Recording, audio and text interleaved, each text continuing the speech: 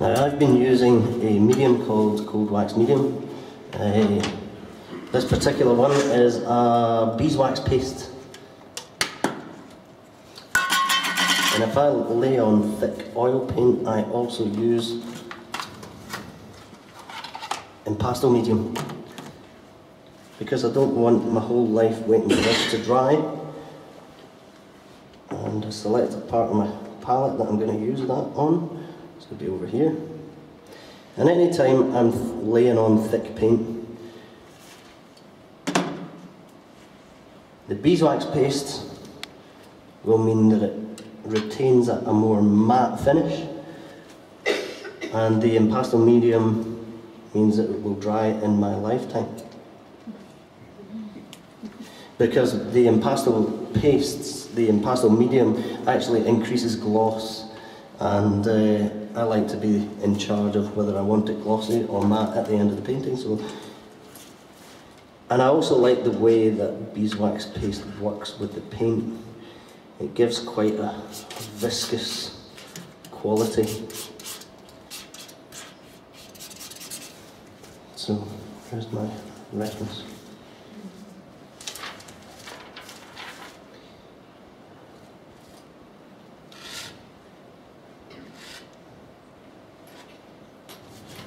I want quite a dark corner down here, and it's going to balance the darkness that falls over here. The light's coming right to left. I like the concept of just laying down large areas of darks, just really to set up the composition from the start. There's a kind of beach around here. I don't know if you can see it from here, but there's a little house here, and I've yet to decide whether it's going to feature or not, so it's really unimportant to me just now. If I don't want it to feature, it won't, so why draw it in just now when I've not made a decision? I always find the less that you draw out in the first place, the better. The less decisions that you make early on, the better. You want to map out the composition, but you don't want to. You want to be able to make the most of what's happening when you put the paint onto the canvas.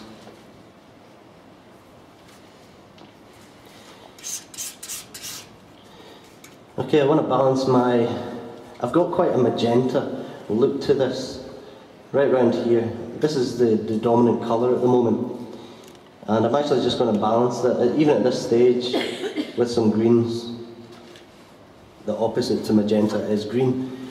The opposite to red is not green. The opposite to magenta is green. So I'm going to mix a dark green, and I'm going to use that dark green, and I'm going to lay lighter green on top of it later on. The way that I'm going to mix my dark green is not with phthalo green, it's with yellow and cerulean blue. Yellow. I'm cleaning my palette every time, or not every time, but every time I can remember to clean my palette knife before I take a new colour, just to keep those colours clean. I again reserve the right to stop doing that at any stage. Impasto Medium, and a little bit of wax medium.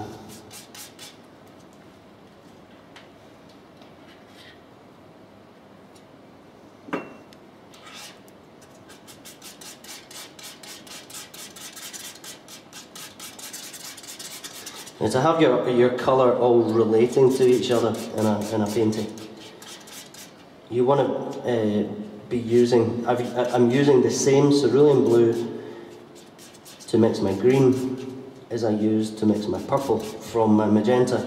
So it means my green is in some way a distant relation of the colour, some of the colour that's on this thing at the moment, which is a good thing. Now I have two choices once I've mixed my green. I can keep it saturated and just darken it with the black, which is fine. or I can desaturate it with the opposite. And I'm just going to use a little bit of the same orange that I used before.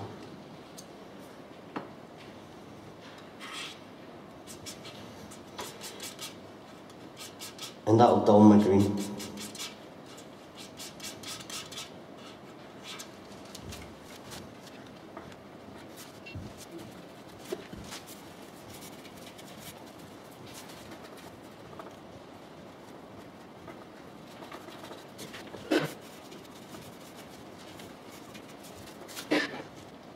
Again, transitioning the colour a little bit more towards cyan.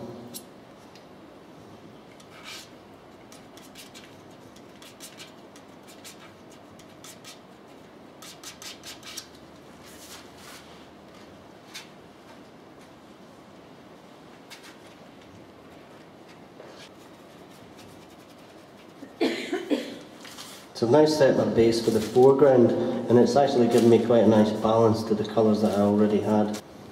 Concept here is going to be this little field right next to the farm here is going to be lit up. Now when a colour brightens, this is a mistake a lot of amateur artists make. When a colour lightens, it also brightens. And by that I mean, to lighten a colour you don't just add white. You don't just add white to lighten a colour. It's the worst thing in the world for me to look at a painting where all the colours are just... Somebody's painted a guy with a blue jacket on, and all the highlights are just painted with white plus the blue that the colour of the jacket is. There's just one colour of blue that's been mixed with white or mixed with black. Mixed with black to get the shadows, mixed with white to get the highlights. If you look at the colour wheel and you have say someone wearing a cyan jacket, the highlights are going to be this colour here. The shadows are going to be this colour here. So we go one towards yellow. We always have yellow at the top of the colour wheel. Go one towards yellow to do the highlights, and one away from yellow to do the shadows. It's as simple as that. You want to paint a red bucket. You want to paint a tomato. Your shadows will be purpley, and your highlights will be yellowy.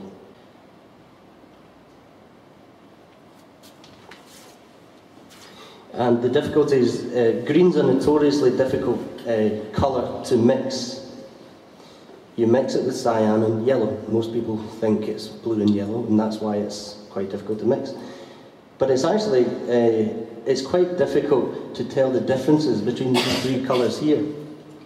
That's because we have a language barrier. Colour is an analogous concept.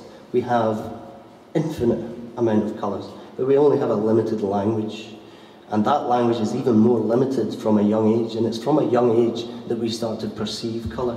A lot of people ask and worry about, does Jimmy down the road perceive colour the same way as I do? When I see green, do you say the same colour? Well, we don't quite know, but what we do know is that we access the part of the brain that processes language the minute that we see a colour. So if we know a word for green, we know that that's green. But if we've got the same word for that, same word for that, and the same word for that, we're not going to be able to tell the same differences as these colours here, because we have red, orange, yellow. Our eye can see the differences. There's a tribe in Africa with lots of different words for all these colours, and they can pick out an aqua blue from a slightly green blue at the drop of a hat, and we can't. So I like to think about these principles when I'm mixing, and be aware that when I'm mixing green, I want to transition it to something that I might call slightly different green. Blue-green, yellow-green. At the moment I've got blue-green. I'm pretty much not going to be getting down to any details in this. I'm hopefully going to be doing the detail-y work. Detail-y work's dead boring to watch, I always think. Just sit there, painstakingly, putting small brush strokes on, If anyone's scared of a blank canvas, it's an awful shame. It's the best part.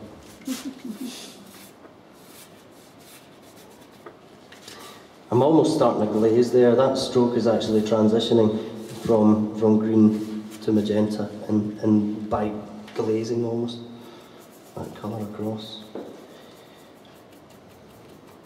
Now what I'm going to do, even at this early stage, is to set that very light green. Now remember what I said about brightening a colour. We're going to add yellow to my mix. So yellow comes in to the same mix as I was using before for my green. I'm going to relate it to my previous colour. I'm not going to start pulling out the phthalo at this stage. I want to keep everything related. I want to keep, this green is going to be the sister of the previous green that was applied.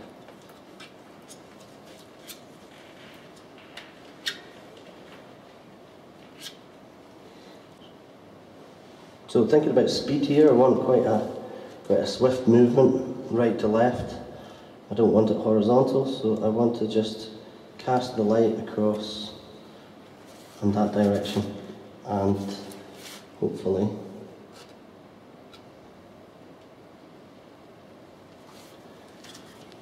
that colour green is now starting to sing against the magentas that were put in the beginning.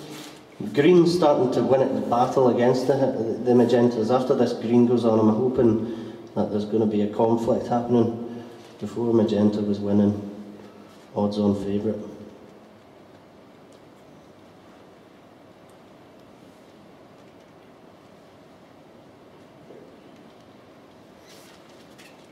I use a mixture of palette knife and brushwork. The reason I'm quite keen on the fan brush is it's quite a good blender tool.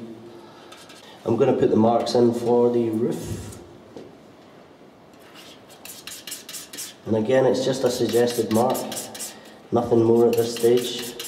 I'm also building surface texture. And again, I'm mixing my grey with the green that I've already mixed for the back. The grey will relate to the painting.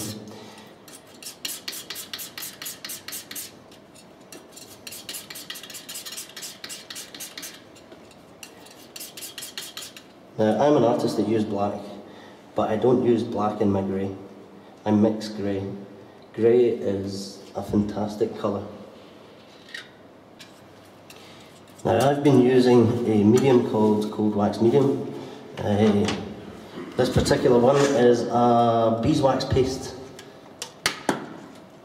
And if I lay on thick oil paint, I also use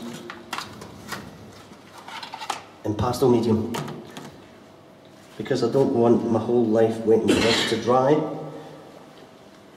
And I select a part of my palette that I'm going to use that on. It's going to be over here. And any time I'm laying on thick paint, the beeswax paste will mean that it retains a more matte finish, and the pastel medium means that it will dry in my lifetime. Because the pastel pastes, the pastel medium actually increases gloss, and I like to be in charge of whether I want it glossy or matte at the end of the painting. And I also like the way that beeswax paste works with the paint. It gives quite a viscous quality. So, here's my reference.